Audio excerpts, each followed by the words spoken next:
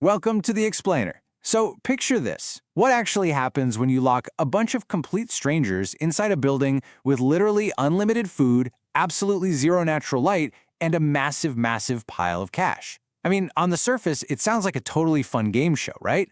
But today, we're unpacking an incredibly fascinating and honestly kind of wild behavioral experiment. We're talking a full-on Lord of the Flies situation here. How long does it actually take for 33 completely ordinary shoppers to just abandon civilized society? Let's dive right into this. Today, we're looking at a recent, mind-blowing social experiment disguised as a quirky challenge. These were just everyday people, folks with normal jobs, families, regular lives. Suddenly, they're trapped inside a massive grocery store, and the one golden rule, the absolute last person to leave wins the whole thing. $250,000. I mean, let's be real, that is life-changing money. But that massive financial stake, it completely warped the entire environment. This wasn't some fun little indoor vacation. It instantly transformed the store into an intense pressure cooker. Because suddenly, every single person standing next to you isn't a friend. They're an obstacle standing between you and $250,000. Now, you're probably thinking exactly what they were thinking at first. The expectation was, hey, unlimited snacks, hanging out, essentially fun indoor camping. I mean, everything in the store was originally marked 50% off, so why not enjoy it? But the grim reality hit them like a ton of bricks by the very first night. We're talking totally dead cell phones, cutting them off from the outside world, freezing, shivering nights sleeping on hard metal shelves, and this intense, creeping paranoia that just started infecting everybody. Phase 1. Building the grocery society. Now, in those first few days, human nature actually took over in a surprisingly positive way. People adapted. We saw the rapid formation of these distinct little tribes. You had the Freezy Boys totally claiming the meat section, the innovators setting up camp over in produce, and this one extremely paranoid team that basically locked down and barricaded the manager's office. They were literally building a functioning micro-society from scratch. And you really have to appreciate the sheer resourcefulness here. It's like a giant puzzle they just solved. They came up with some truly bizarre survival mechanisms. We're talking beds engineered entirely out of thousands of store napkins. They built functioning walk-in fridge showers using just hanging hoses. They even constructed weightlifting gyms out of store inventory to stay sane, and built these highly barricaded fortresses like Fort Freezy, complete with high-tech security alarms made out of stacked soup cans. For a brief, fleeting moment, it was literally a grocery store utopia.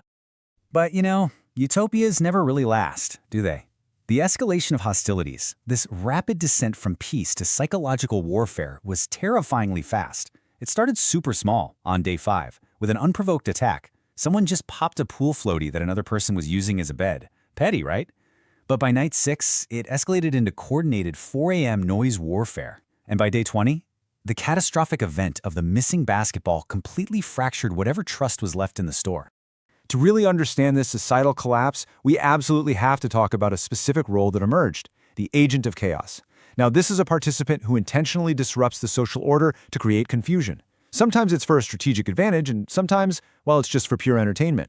In our grocery micro-society, a contestant named Xavier was the textbook definition of this. He shifted from simple, petty vandalism, like popping those pool floaties, to masterful, terrifying psychological manipulation. The anatomy of framing.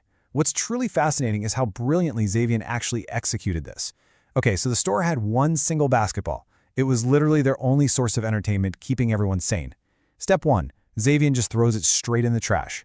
Step 2, he casually waits for the absolute panic to set in as the entire store frantically searches for it. But step 3 is the evil genius part. A contestant named Autumn actually saw him do it and, doing the right thing, told the truth. But Xavier, he completely gaslit the group. He twisted her words so effectively that the entire store actually turned against Autumn. The one person telling the absolute truth became public enemy number 1. The pressure got so incredibly intense, she ultimately just quit. Phase 2, the 4 a.m. noise warfare. Okay, with trust totally broken down, the gloves completely came off. The alliance locked inside the manager's office realized that to win this thing, they had to break their competitors psychologically. Their weapon of choice? Brutal, relentless sleep deprivation. Every single night, right around 3 or 4 a.m., they would violently bang pots and pans together and blare these electronic checkout alarms. It was a calculated, agonizing tactic just to force people out the front door. I just feel like money can't replace time. And wow, it was incredibly effective. People were just breaking. But it wasn't even just the deafening noise. It was the absolute isolation. As the days dragged into weeks, the psychological toll of missing their families became way too much to handle. That quote just hits so hard, doesn't it? We saw incredibly strong, resilient players, like Robbie and Autumn, willingly walk away from $250,000 simply because they could not bear to miss another single day of their kids' lives. It highlights a profound human truth here. Survival isn't just physical, it is deeply, deeply emotional. By the time the dust finally settled from all that noise warfare and those heavy emotional exits, the starting population of 33 had dwindled all the way down to a final 10. Just 10 people left, and at this point, the remaining big alliances, essentially this ultimate boys club made up of Fort Freezy and the Dream Team, decided they had suffered enough. It was time to aggressively strike back and take total control of the store. Which launches us right into Phase 3, the Great Burner Heist. Guys, this played out exactly like a fast-paced Hollywood heist movie. The commodity of immense value wasn't cash, it wasn't gold, it was the electric cooking burners.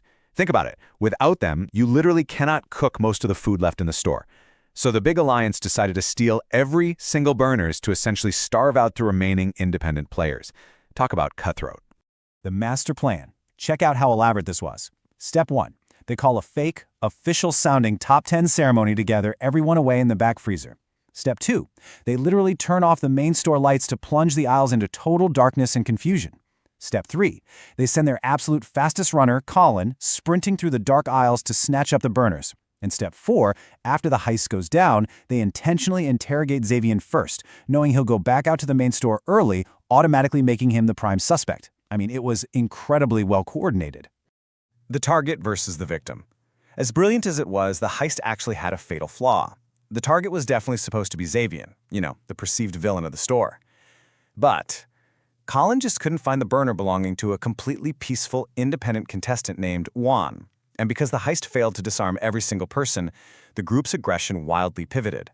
The victim suddenly became the innocent bystander, Juan, simply because he was now literally the only person in the entire store with the ability to cook hot food.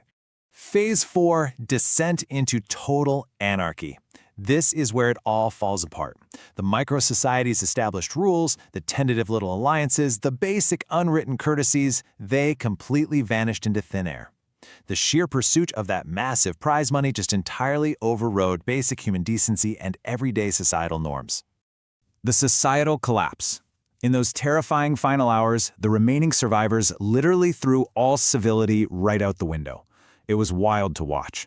They started issuing aggressive ultimatums, confiscating and just throwing out all the remaining hot food. They went as far as violently smashing Juan's pots and pans right in front of his face so he couldn't even cook. They completely destroyed the store's aisles, just knocking over heavy shelves in these massive fits of rage. And Xavier, the original agent of chaos, he finally broke down and enthusiastically joined the deafening noise warfare himself. It was pure, unadulterated chaos. The grocery store utopia was officially dead. If a grocery store can descend into anarchy in just a few weeks, what does that say about us? That's a deeply unsettling thought to end on today. If a brightly lit, familiar grocery store filled with completely ordinary people can descend into total, ruthless anarchy in just a matter of weeks, what does that honestly say about us? What does that say about the incredibly fragile nature of human civility when survival, complete isolation, and a massive, life-changing amount of money are on the line? Seriously, think about that the next time you're quietly walking down the cereal aisle. Thanks for joining me for this explainer, and I really hope this gave you a fascinating new perspective. We'll see you